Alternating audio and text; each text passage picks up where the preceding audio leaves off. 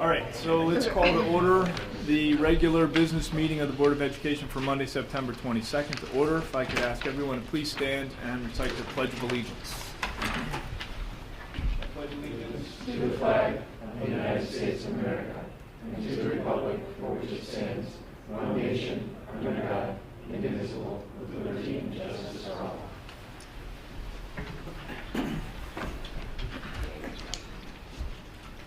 Okay, roll call, please. Stephen Arthur. Present. Jim Batson. Here.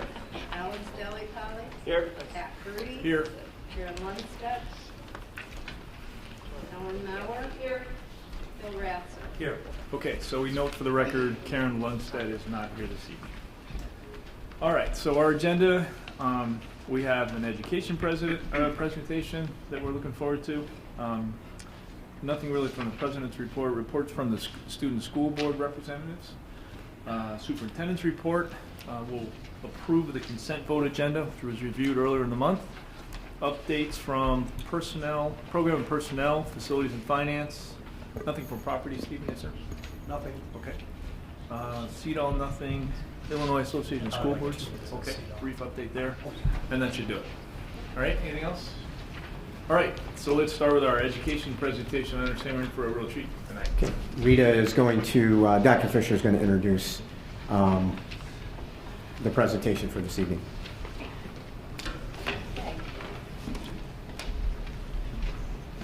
I thought it was a student presentation. We're getting there. Ooh, have I been gone that long?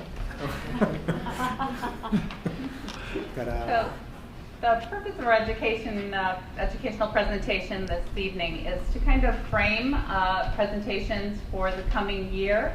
We know as educators that we are faced with innumerable changes, and we can choose to face those changes with trepidation, or we can choose to face them and embrace them as a way for us to fulfill the mission that we have for students. And so as educational leaders in the district, we decided that we would frame our changes positively and embrace the idea that as we face changes in standards and in assessments and in the accountability measures and evaluation for teachers, that by framing these changes in light of our mission for students, the changes give us opportunities to face the way that students learn in different ways, to incorporate technology into learning, and to view these changes through the lens of the kinds of students that we know graduate from District 128 and that our teachers pledge to create as a result of their time with them. So our presentation tonight on the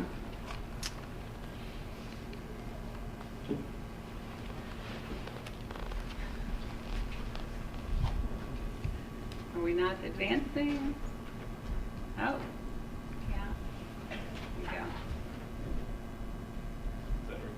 Sorry. So our presentation this evening focuses on engaging students in innovative learning experiences, creating the students that are critical thinkers and problem solvers, that are creative, that embrace diversity, that are taking responsibility for their own learning by embracing the ways in which they can access information in different ways and that have been afforded to them by the technology advancements that we've made in the district.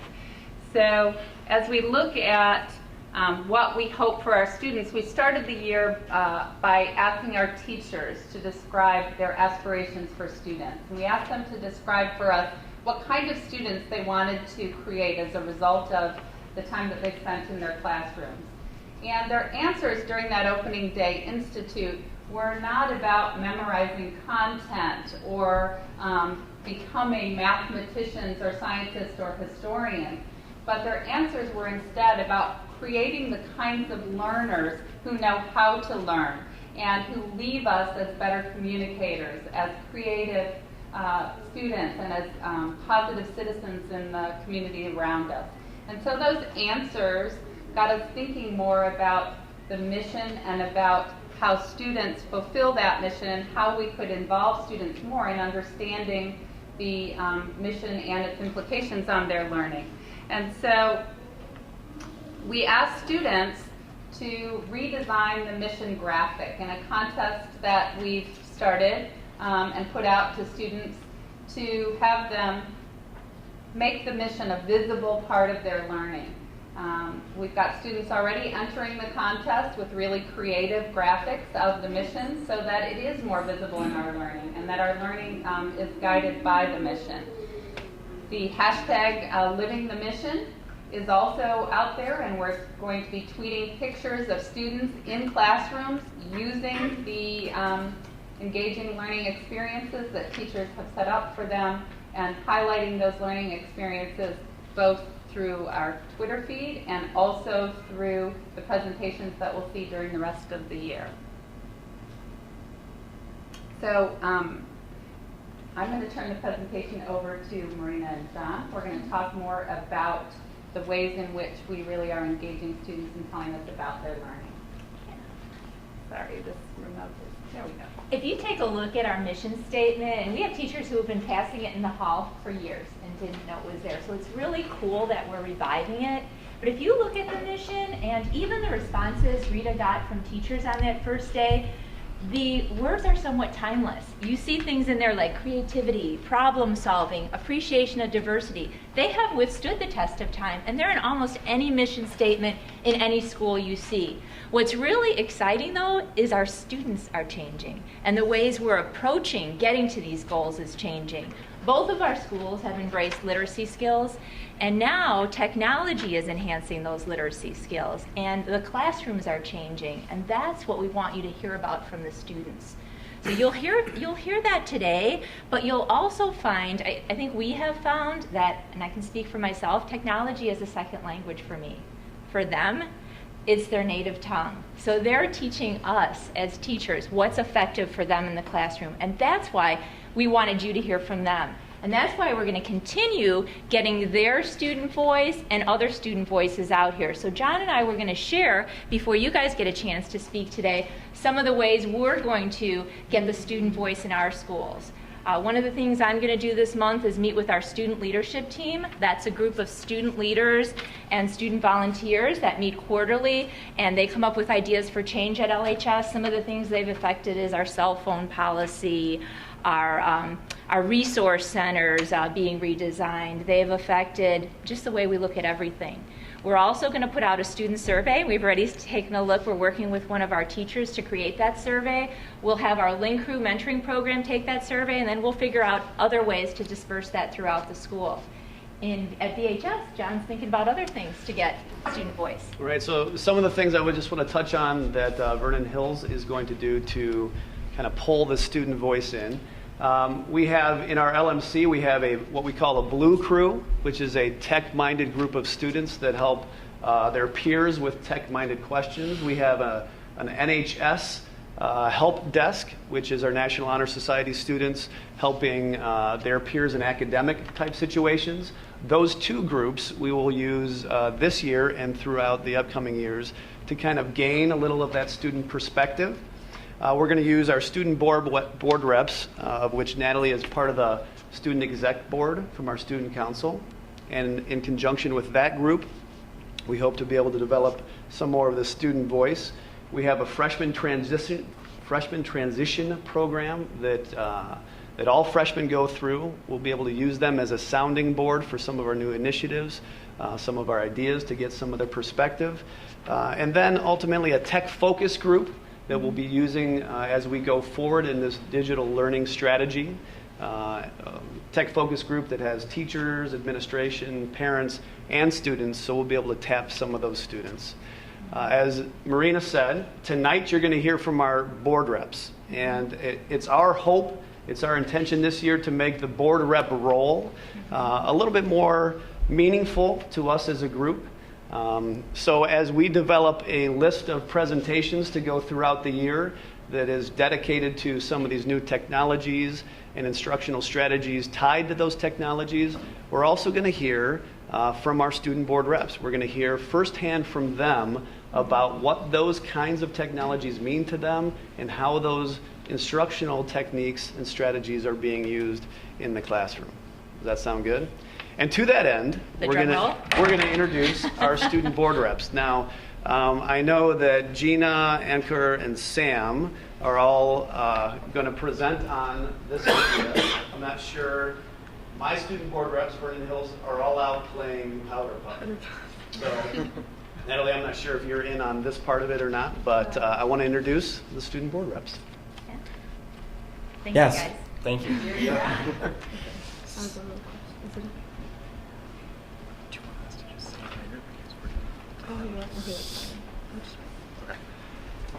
Yeah, so I think that we've all seen a lot of new technology use. We're all seniors, and so over our 4 years, we've seen new things being introduced each year. So we, I think, are just going to go down the line and name one tool that we've used that's helped us out in learning. So, Gina? Okay, so first off, we'd like to start with Khepera. It's a new technology that basically helps the teacher link to the students, like with a base through Google Docs. So this has been introduced to us just this year, and mostly in my government class, and I know a lot of the other social study classes as well. And so basically what it does is you can show the documentation and creation, and it's simple grading. It has all of the students in one center, and you can submit and send different documents to them directly in their Google Docs drive. So it's been a lot easier for me personally because you don't have to print out all the sheets, and also you can just get things like on days off from your teachers as well. They're able to directly send like assignments, and you can even fill out like Google Docs forms, which they use to just gauge your understanding on different assignments, and also just what you'd like to learn in the class as well. And also they're able to monitor our computer screens during our classes, so they can make sure we're on task, and also they can take and put up different websites as well, so we can have everyone on the same page at the same time. Yeah, so probably the most direct experience I've had is the introduction of new academic information. So whereas Khepera is a good tool for collaboration and filling out assignments, my most direct experience has probably been in AP Physics C with Mr. Michael Bush, and in AP Calculus BC with Ms. Warfield. In AP Physics C, something that Mr. Bush has been doing more recently is something we call flipping the classroom. It was popularized by Khan Academy recently in the last few years. So what we've been doing is he actually pre-records the PowerPoints he's going to present in the class normally, and he'll load them on the Chromebooks or on YouTube. He'll upload them to YouTube. We'll play out a Chromebook, and we spend about 15 to 20 minutes actually watching the presentation. And it goes by much faster on a Chromebook. And even if you don't have that direct interaction during the actual presentation, once you've seen the new academic information, you're free to talk to the teacher, ask them questions, pause and replay segments of that presentation during the actual learning process. So I found it really fascinating because I remember watching a TED Talk a few years ago about the idea of flipping the classroom, and seeing it actually implemented in not only a school but a classroom that I'm actually participating in has been really fascinating. And then on the other side of that has been AP Calculus BC with Ms. Warfield, and that's probably the more conventional approach, I'd say. We're using online textbooks this year. We have about 6 or 7 hard copies in the classroom, but by and far most kids are using online textbooks. And I remember at our last meeting we talked about how there's a little bit of apprehension to the new idea, but I think as time goes on, and I mentioned this last time, kids are getting assimilated to it. So as far as me personally, I find it more convenient. If you have a phone or a laptop with you, you can just look up your textbook. You don't have to carry around, this 20, 30-pound book. It's excessively heavy, about 10 pounds, right? If you need to print out a specific page or two for assignments, you can do that. And it just made things more streamlined, right? And I think that's the goal with a lot of this technology. It's not necessarily changing how we do things, but making what we do more accessible and more streamlined. So in my experience, it's a changing process, it's a learning process, but I think it's a beneficial one. And so for me, and we've used this in, I think, social studies classes and math classes, there's a tool called Socrative. And so teachers have students download an app at the beginning of the year, and then students can access that app and access little mini quizzes while the teacher is lecturing. So a teacher might teach a lesson and then have an example problem. The student then goes and picks multiple choice or enters an answer, and you can see how many people are getting that answer. And so teachers are able to really quickly gauge engagement and how well students are doing. And students are able to see if they're getting what's being taught. And so that's really affected me and helped me learn a lot in calc and pre-calc, etc. So I think that that's what's helped me out.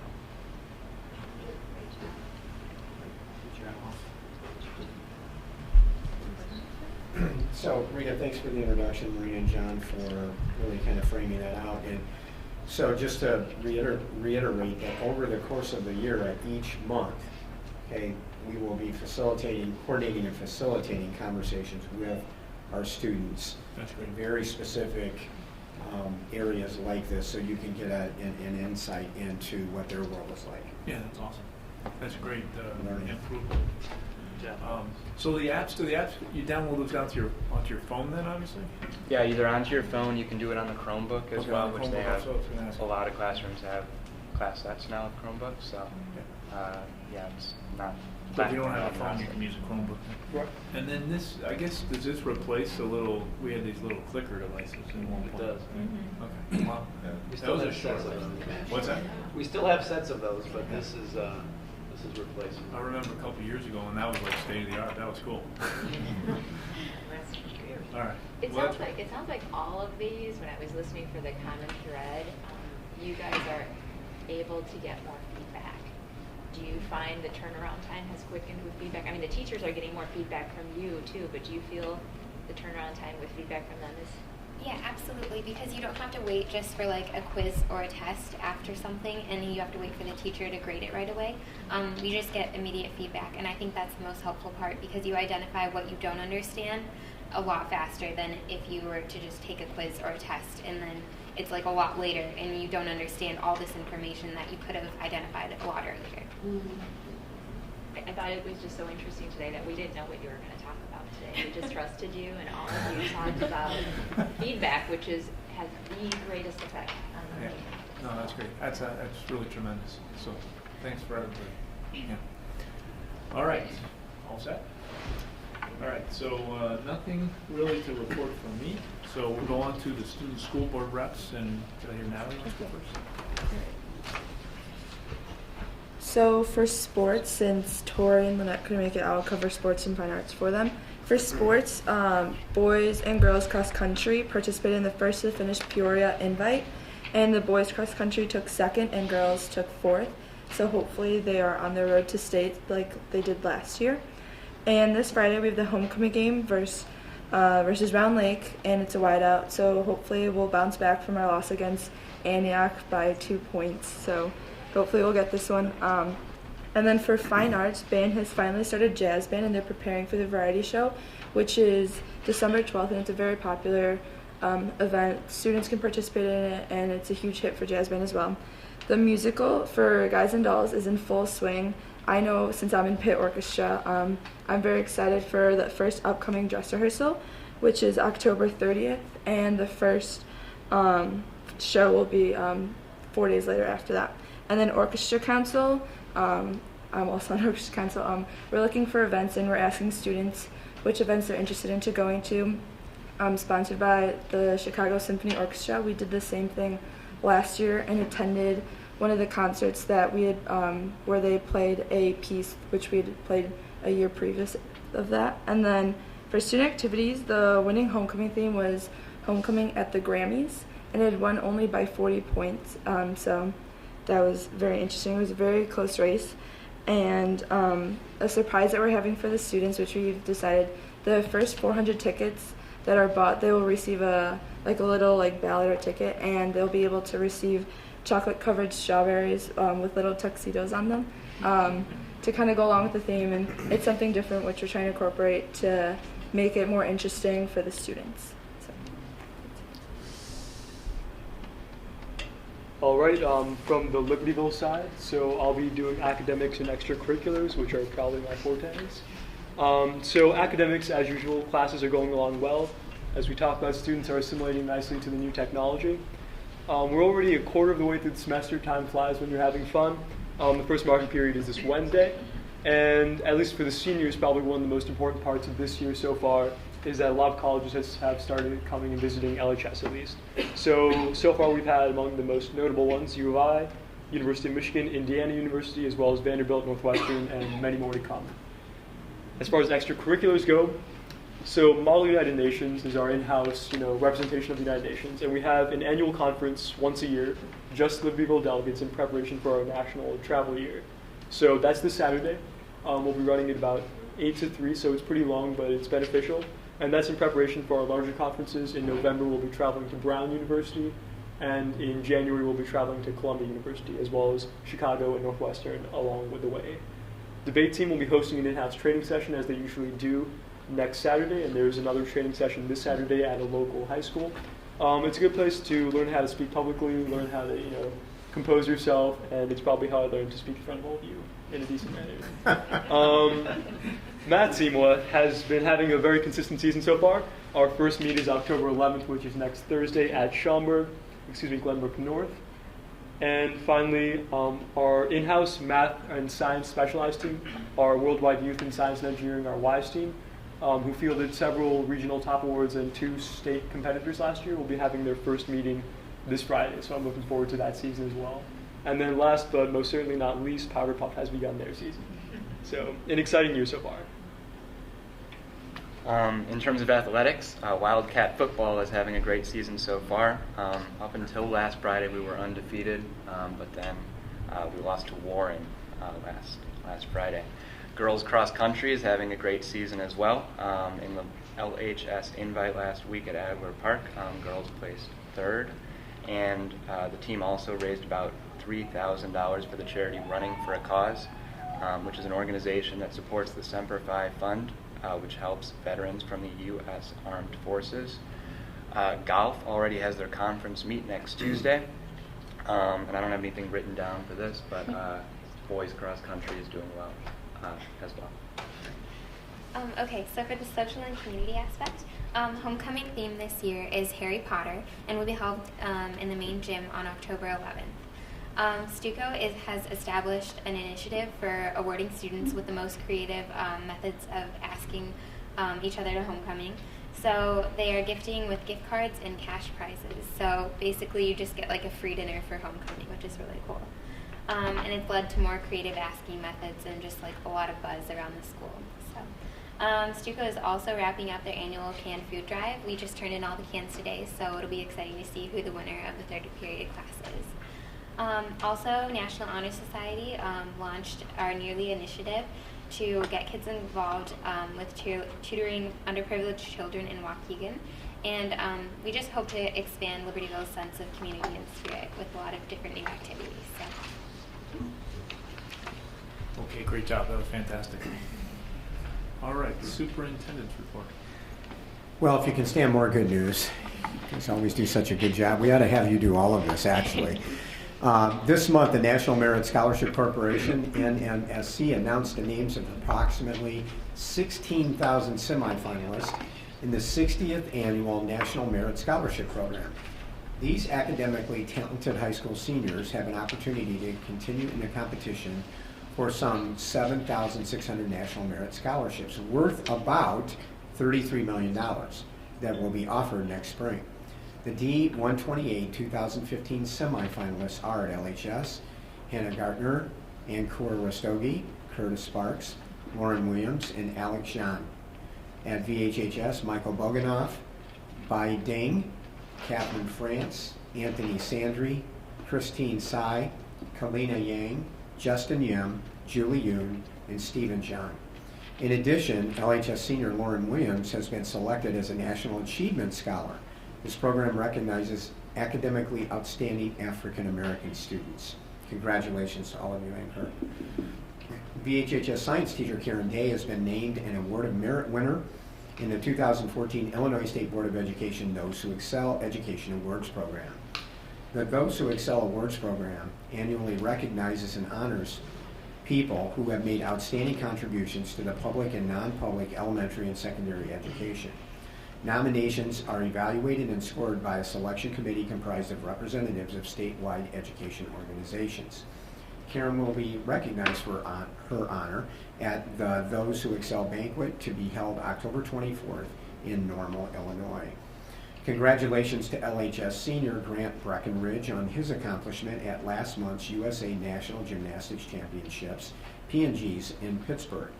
At the championships, Grant placed second in the nation in his age group and all around, was national champion on the parallel bars, and was a silver medalist on the high bar. He also qualified for the U.S. Junior National Team. You guys know Grant? Yeah. Wow. Yeah. It's pretty That's amazing. incredible. Yeah. That is really incredible. LHS math teacher John Taylor has been selected to present at the Midwest Summit featuring Google for Education on November 17th. John was selected from the over 150 applicants to present to other educators on a math equation editor add-on in Google Docs. LHS counselor Nancy Stevens has been recognized by Claudia Stoll from the class of 2014 and Smith College for having played an exceptional role in shaping Claudia's educational experience and helping her to realize her goal. So congratulations to Mrs. Stevens. Next on the superintendent's report, the board will note in your package, we have our yearly authorization and performance of recognition bonus. Sorry, we covered that at the P&P meeting prior to that. And if you recall, there are 5 for our community. At our last contract negotiations, we worked collaboratively with the teachers in the district to create a very unique performance recognition bonus system in which if our students did better in 5 categories and met a threshold, that the teachers would earn an additional 1.5 bonus, as well as administrators and other employees in the district, because we believe in this district that every single person in the district contributes to your success as students. The 5 categories, again, are the percentage of students taking advanced placement tests, percentage of students earning 3, 4, and 5 scores, percentage of students exceeding the ACT threshold composite, percentage of students exceeding the PSAE threshold, and then a percentage of our students right now participating in athletics. And again, for the public, the board already knows this, our teachers and our staff in the district, based on the outstanding performance of our students, met all of the criteria of the performance recognition bonus. So I am recommending tonight that the board authorize the payment of the performance recognition bonus as we have established it in the district, and that bonus will be paid as a one-time check roughly the first week of December. Okay. So we'd probably like a motion and a vote just so we have an official record of that. I make a motion that we authorize the performance bonus to be paid. Second? Any discussion? Roll call, please. Arthur. Aye. Batson. Aye. Delli Polly. Aye. Rudy. Aye. Mauer. Aye. Ratzer. Aye. All right, motion carries. Marina and John, congratulations to all of you and your staff and our outstanding students. We're really doing some amazing things in the district. Our AP numbers are off the charts over the last 10 years, and that's through a lot of hard work of a lot of people, and of course, at the point, the students. So congratulations to everyone. Next on the superintendent's report this evening is applications for recognition of schools. As the board will recall, every year about this time we have to apply for our official recognition of schools, Illinois State Board of Education. So we'd like your approval to submit the application, and we will do that prior to the deadline on the 30th. So we'll need a vote on this as well. Is there a motion? I make a motion that we approve the application for recognition of schools. Second? Any discussion? Roll call, please. Batson. Aye. Delli Polly. Aye. Rudy. Aye. Mauer. Aye. Ratzer. Aye. Arthur. Aye. Motion carries. Okay, thank you. The board will note you have one FOIA request in your information this evening. And the last thing in the superintendent's report tonight is the Village of Green Oaks Joint Board Review. The TIF for round-out update, we've had at least 2 conversations with the board and committee about this particular TIF, and we asked Yasmin and tonight just to give us a quick update on this. Enclosed in your board packet are a number of documents that relate to this formation of the TIF district in the round-out area around Route 176. And the total area would be about 338 acres, and there are about 156 pins or parcels in that area. The current equalized assessment is in the neighborhood of $32.6 million. And at today's tax rate, which is the one that we had in FY14, the district realized $952,000 from that TIF area. Not much development has happened in that area over the past few years. In fact, they have seen a number of businesses move from those areas. So what the village is proposing to do is to assist interested investors by providing some assistance as far as infrastructure, improving the infrastructure in there. One of the key issues that we talked about was that every time it rained, that area was flooded, which made it very difficult for businesses to operate there. So at this point, what they're asking the members who are receive taxes from that area is to support their recommendation to establish a TIF district. And to that end, the JRB board will be meeting again on October 1, at which point they would hope that District 122 is also behind their support for this TIF area. Any questions? So what is the cost to us? If this thing was to appreciate, Yes. we lose the 2% or 3% of the 952 essentially, right? What you would lose is if whatever the difference was between the new EAV and the existing EAV and whatever the tax rate at that time was. Obviously, if the EAV went down, we will see a decrease in the taxes that we get, but obviously the purpose of the TIF is really to see an increase in development there. So they would keep the increased tax revenues to pay for the infrastructure cost. And I'm surprised in the fact that it said that they don't need our approval to do that. I thought all the taxing bodies had to agree. The initial TIF agreement does not require our approval. Once they're required to have a meeting with the taxing bodies, but they do not require support from all of them in order to move forward. Obviously, that's what they want. However, if they were to go for an extension, which happened with our TIF district in Liberty, that's when they need our approval. Okay. So in essence, they can go ahead with this even if we say no. Right? Okay. Nonetheless, I just out of curiosity, I mean, has anyone ever studied these things? I mean, supposedly, I mean, the theory here is if they build up this and make this property better in the long run, it should be good for taxing bodies like us. I mean, do we have, is there any data that says, you know, that's true half the time, 2/3 of the time, it's never happened in the history of mankind? I mean, so I'm just curious. I don't know why I never thought about that question before. Well, majority of the time you do see improvements in that area, obviously, because... But when you take into account the deferred revenue that we'll Right. give up, okay, which, you know, for the greater cause of the area, I understand that. I don't have a problem with that. But I'm just curious whether or not you ever come out ahead. I mean, you give up a lot of money in 23 years. Yes, we do. And there has been one TIF in this area that was not successful. So if the TIF is not successful, what happens is that the village, who is really behind the TIF, is the one who has to find money in their operating budgets to pay for the TIF if they've issued bonds, or if they have obligations. But all I know about is one in this area, and I'm not too sure what area it is for me to Okay. tell you that exactly. All right, so there's no action required on our part, correct? No. This is really Just to kind know of that FYI. we will be supporting it in October. Okay. Any questions? All right, thank you for that update. That concludes my report for this evening. All right, thank you very much. Anybody from the public who'd like to speak? No? Okay, moving on. Yeah. All right, consent vote agenda is listed. I don't believe there's any changes from what was reviewed in committee, so if I could ask for a motion to approve the consent vote agenda as listed, please. I'll move to approve the consent vote agenda as listed. Second. Okay, any discussion? If not, roll call, please. Jelly Aye. Grudy, Aye. Mauer. Aye. Ratzer. Aye. Arthur. Aye. Batson. Aye. All right, motion carries. Program and Personnel Committee, Chairperson Mauer.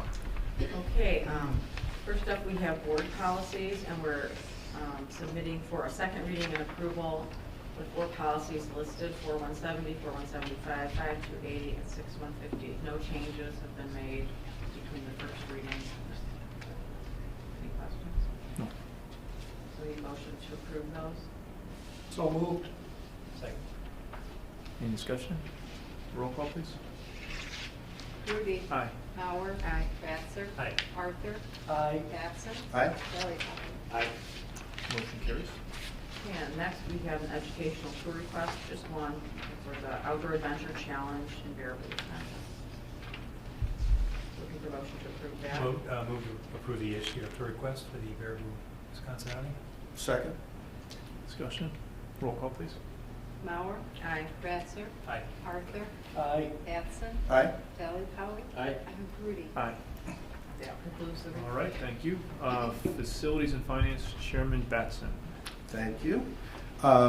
We have a few items on here. The first one being the adoption of the aggregate tax levy for FY15. This is the first step in adopting our tax levy. It has to be adopted, and then at least 20 days later, no sooner than 20 days later, we can actually adopt the tax levy. So this determining the proposed aggregate tax levy is the step we're doing right now. Yes, do you have some background information on this? Sure, I do. This is a discussion that we've had at the board for a number of months on how our tax levy for the tax year 14 is going to look like. As you see the proposal in front of you, this is from a discussion that we had at our committee meetings. And this shows that in addition to abating the bond and interest levy, we will also be abating close to $2.8 million through our operating fund to reflect the bond and interest that we collected the prior year. What this does is at this point we're determining whether or not we will need to have a truth in taxation hearing, which is required should the levy be 5% or more from the prior year's extension. At this point, because of the abatement and the lower CPI, we are actually 8.5% under last year's levy. That would be a minus 8.5. That is correct. A reduction of 8.5% from the prior year's levy. And this... And they're not here. Yes. They're listening. They're paying attention, Bill. And at the committee meeting, the majority of the board members approved or indicated their support for the abatement. So the proposal before you reflects that. The aggregate tax levy of about $71,460,000. This will be submitted to the county clerk once you approve the tax levy at a regularly scheduled meeting 20 days hence from now or later. Okay, so this is $71,460,000, which is once again 8.52% less than our FY14 tax levy. So we're decreasing by 8.52%. More good news, I guess. And we're also abating how much again? About 6.2 million, I believe, of a bond and interest. Or in that neighborhood, 6 million. So in context, it's important to look at this over a 5-year window. So then if we go back 3 years, we abated $2 million, which is all we could abate. 2 years ago, we abated $4 million. Last year, around we did not. And now we're going to be down minus 8.5, which generates about how much of a cap reduction? Yeah, 9 million. correct. And then we're abating on top of that. And then going out, the discussion has been, although we will want to see what condition the state is going to leave us in after Senate Bill 16, which is school finance, cost shift, suspension, reform going through. There are all kinds of things that are happening in Springfield and in Washington, as Alex and I have mentioned several times. But the thinking of the majority of the board at this stage would be we would do more next year and likely the following year, given the dynamics. And Alex, I certainly don't want to speak for you. Is there something you want to add to that? No, I think I said it. So it's important that we understand there's a lot of context out there right now, and we should have a better idea next year at this time and the following year at this time of what direction we're going to be moving in the state. But it's important for the public to know that could generate with the 2 and the 4 and the 9 and the abatement this year, and if we abated next year, if we abated the following year, we could be in the neighborhood of $20 million in tax abatements over a 5-year period. And as far as we know, and we've done some checking on this, there is likely not another public institution in the state that has ever abated at that level, and that is potentially good news for taxpayers. So comments, questions? They don't remember it next year. Next year. You gotta say it. Yeah. Yes, next year they will, because they'll see it. Right? Yeah, they'll see it. Yeah, year after nobody's gonna. You know, and we've talked about abatement a lot tonight. I know we've said this before, but abatement for our community, abatement means that we're not collecting taxes that we would be entitled to collect under the tax cap. Did I say that right? Yes? Correct. So when we talk about abatement, it is not giving back, it is simply not collecting what the tax caps would allow us to collect with our tax rate. And it doesn't necessarily mean your taxes will go down. It means the District 128 portion might. Yes, depending on. Certainly we'll be collecting less money, but your overall tax bill still depends on all the other taxes. 2% less. But Okay. it will just be, very important for us to continue to monitor aggregate cost of decisions at the state level. For example, right now, though we know this is going to be modified if it's passed, Senate Bill 16 would cost us about $800,000 a year in state aid in our district. And while we might be able to absorb that in the short term without any program reductions or cuts, if you multiply that and compound that over 10 years, that's a significant amount of money. And if the cost shift comes behind it, we already know from calculations that it would be roughly $18 million over 10 years as total dollars expended. So we'll need to monitor that very carefully, and I'll stay on top of that. We'll stay on top of that. We'll report back to the board so we can have good data for our discussions, and we can have well-educated discussions before we make future decisions. Okay, so we need a motion for the approval of the proposed aggregate tax levy. So moved. Second. Any further discussion? Okay, we have a roll call. Ratzer. Aye. Arthur. Aye. Batson. Aye. Dellicoe. Nay. Rudy. Aye. Mauer. Aye. We have a second item, the tax rate reduction and bond and interest abatement. We need a second. Basically, motion what for this is, that now that you've approved the aggregate tax levy, we will have the resolutions prepared for the bond and interest abatement also. And actually, it doesn't need to be an action item because it's just kind of ties to the item A. Okay. It's not an action. Okay, so. No, all it will be at the next board meeting, it will be an action item. Okay. It's okay. Go tax. So, but we will take action on that at our next. Absolutely, yes, when we adopt the tax levy. Oh, okay, at that point in time. So we have the option of adopting either in the October or the November Correct. Board meeting, the actual tax levy. So at that point in time, we'll take action on Are we doing it in October though? Is that what we said? It's at the will of the board, if you want it, Yeah, we'll no, I want to go we'll once. do it in Sure. October that. then. Yeah. So we would do the tax levy, and we also do the non-collection of the bond interest Yeah, payment. yes. basically. So both times. So that item 5B will just be postponed until October. Correct. Okay. Item 5C, we have a grant for solar panels. We received a grant to have solar panels installed at Libertyville High School. We've had discussions, and not only with board members individually who have had some questions on it, but also with a grant writer as to what the restrictions are, what we can do, where the solar panels can be. And it is a matching grant, so we'll receive $250,000. We've already received $125,000. As needed, we will ask for the other additional $125,000, and obviously have our matching $250,000 there. At this point, the grant does not say where the solar panels should be or what kind of solar panels that could be.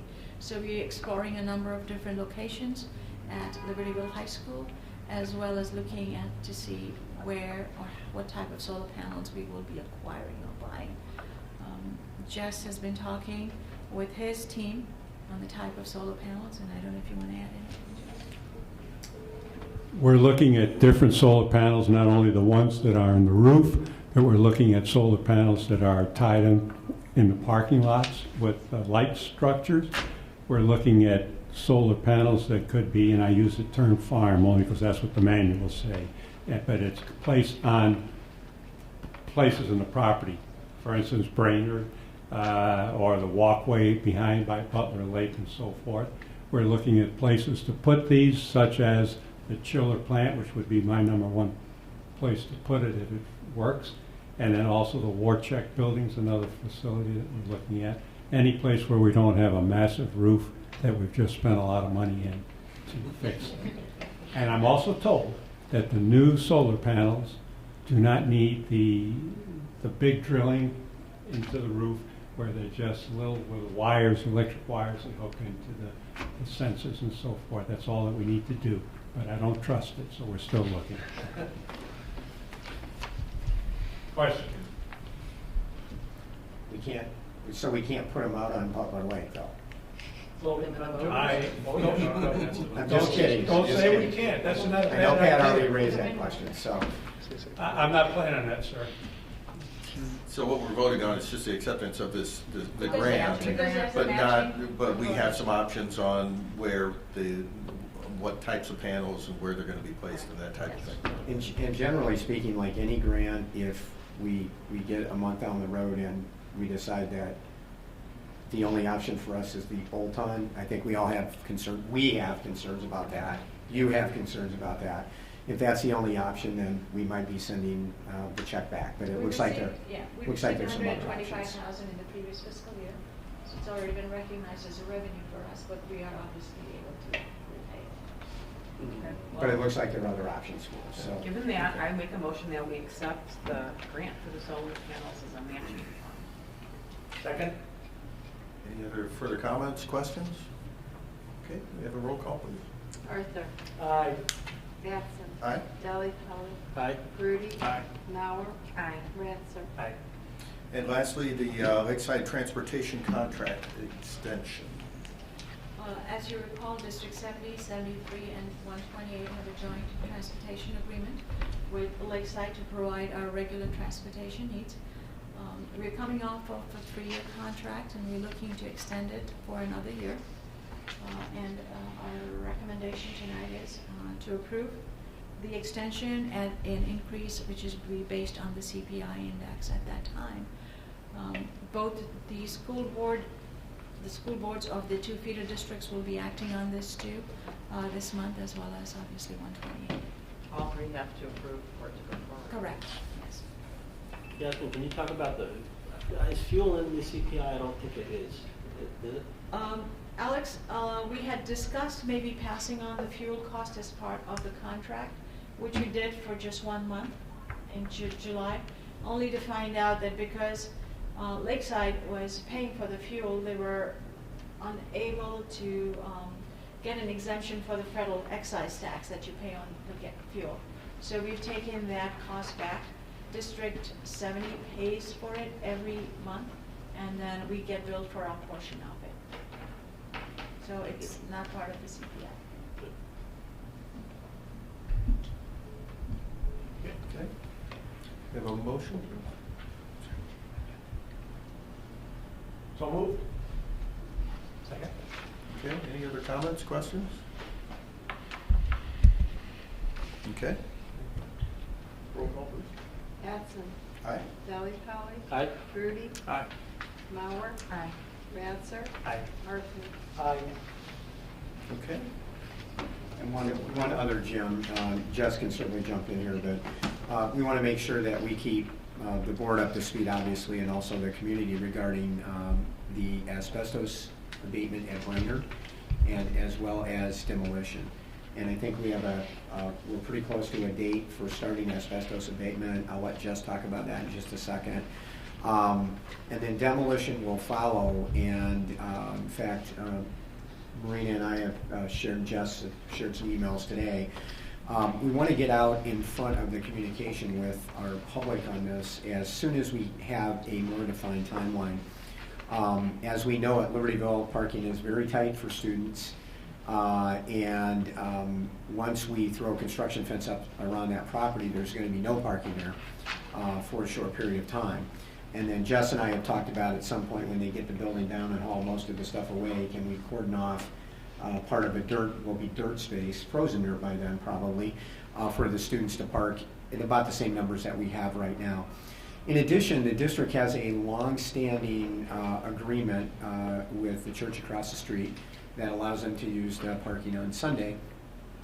And I've been in contact with the personnel over there to assure them that as the project folds out over a period of time and we complete the project, that it's our intention to continue that long standing arrangement.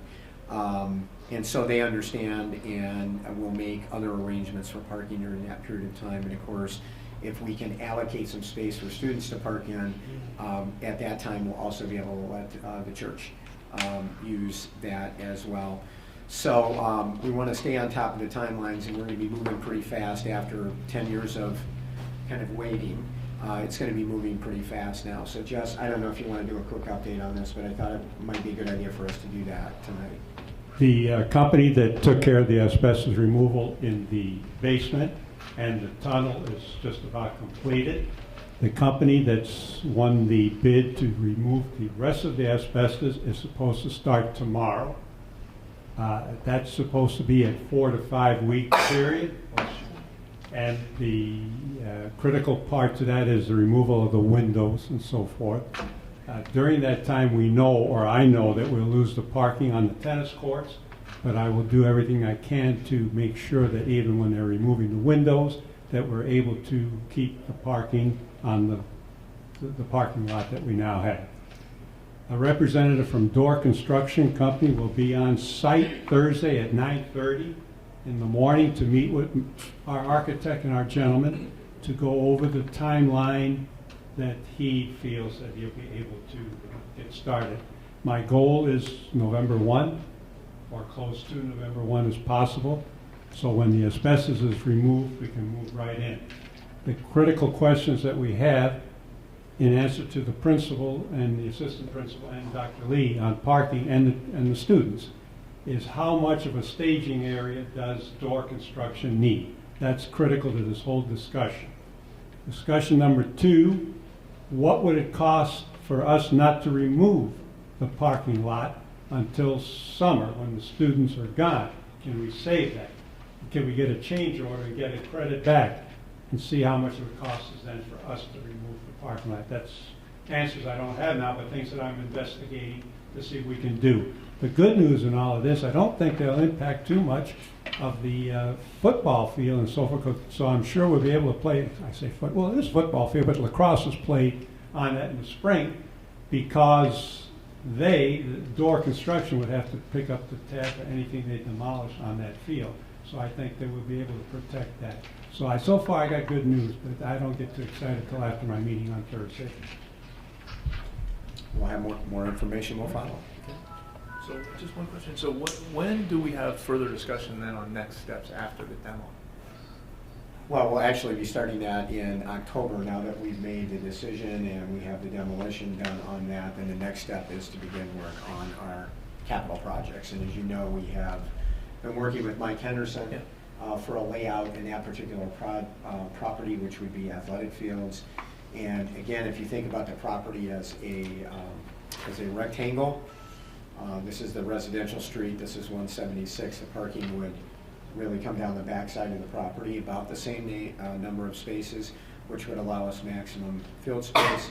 We'll have, the plan right now is to have 2 permanent washrooms out there instead of having porta johns brought in, which are functional but fairly unsightly for what we're trying to do there. And then there'll be an equipment storage building there as well. But the rest of that property outside of the parking and those things will be green space for us to practice on and extend field space. So that will be coming very shortly, Pat, in answer to your question, because we've already done some advanced design work on that. We'll be working, Brian's been working with Mike Henderson and Jess on that. So we ought to be able to come around in the next couple of months and actually have the plan of where we want to go after we get through the demolition. We cycle through the year. And Jess, the question I was, not question, but maybe comment I was going to make before, it is the plan for us to do that work in the summer, correct? That's it. To reconfigure the, right? Yes, sir. Okay. Yeah, I would, just my own personal opinion, encourage trying to maintain as much of that parking lot as we can, just because of that reason. If we're holding, if we're not going to rebuild it until summer, especially for the high school every day, having parking spaces. As we get into the wet spring, you won't be able to park on there. So I think if we can do that, that would be very helpful. If they can't destroy it and just maybe have to consume some of that space during demolition. That is our goal, but you understand it's in very bad shape. Right. Okay. Any other questions? We're moving. No. I'll let you That know when concludes the, the we'll let you know facilities when and the finance. first day is of demo. Okay, no property, no SEDOL. I was just going to speak about SEDOL for just a Yes, minute. go into that SEDOL Sure, meeting that's for right. Karen. Okay. I went to the meeting on Karen's behalf, the budget meeting. It's kind of interesting, the CEDOL situation right now with the loss of the funding from Stevenson and federal funding is coming down. The budget that we voted on for 14-15, they're going to actually have about a $1.6 million deficit for the year. So they're starting to see the effect of these revenue sources drying up. Their expenses are going about 4% that year, which is probably the wrong trend. But what they really need to do is find about, and in fact, what happens in the year after that, the deficit is projected to be like $3.2 million. So it gets pretty binding, pretty tight, pretty quickly. But what they really need to do is find about a 5 or 6% permanent expense reduction in SEDOL, which I think is going to be pretty difficult. That's going to be a kind of a seismic event. But I mean, it's such an important operation that we have in our county, and it's kind of a shame that we've lost some of those higher paying, lower using districts, unfortunately for them. But we need to keep an eye on this, because if it gets much worse, I mean, they can run about 2 more years before they're basically, done, and that's going to get pretty difficult. So then you get the cycle of these are raising the cost of the other districts are still around. Other people start dropping out, moving things out. So I think it is. I mean, it's not falling apart, but it's just a very critical financial situation right now. So I don't know what we can do to help them out, but we need to. I need to start spending some time and help them to find ways out of this. Bill, did Dr. Moline's the executive director at SEDOL. Did Dr. Moline talk about the impact of Senate Bill 716 if it passes? No, well, we know about the It's other catastrophic for special education, because it changes the way special education is funded to almost the way we fund education for all other students in the state. So regardless of the levels of needs of your students that you have in your district, so if you had a lot of low incident students and you were paying your portion of the cost over there, your portion part of the cost over there, as opposed to a district that had a number of high incident students, it's pretty catastrophic, because the state is funding us at that kind of low incident level under Senate Bill 16. So that's one of the things that Tom and his colleagues, as well as the special education lobby, which is substantial and very powerful in the state, have been working with legislators and the state board on this particular issue, because it will really be catastrophic to the cooperatives around the state, and in many areas, including Lake County. If those services were not provided in a co-op fashion, we'd still have to provide them, and we couldn't afford to provide them or provide the level of outstanding service to meet those kids' needs. So that's something else that we have to keep an eye on, because that's kind of a backdoor impact on us if that bill passes as it passed the House last spring. So these numbers show they've got 3 years before they're basically at the end. So we need to fix it. If that happens, that makes it 2 years, 1 year. Yes, and then our cost is higher, and that's where we pick it up, because we're going to have to pay more, right, to keep it going, because we'll have to keep it going. Anyway, so just like to keep a close eye on it. Okay, good. Thanks for knowing that. Thanks, Bill. Okay, property, let's see, Jim, Illinois Association School Board. Yeah, I just have one item here. You should have all received a notice in the mail, or an invitation in the mail, I should say. October 30th is the fall Lake Division meeting for the IASB. The topic for that meeting will be improving school security, which is ironic since we're doing a number of projects around that area. But this will be held at Park Campus School up at School District 46, which is Round Lake. So if anyone's interested in attending, let Denise know, and we'll get a group to go attend us there. Is anybody planning to go at this point? Good topic. So. Yeah, it's a good topic. Go as long as we've always had 2 or 3, and some years more than that. So if you're interested in going, then obviously we'll be happy to go with you to that. Yeah. All right, is that it? That's it for me. All right, hearing nothing else, is there a motion to adjourn? Second. All in favor? Aye. Thank you, everybody. Good night.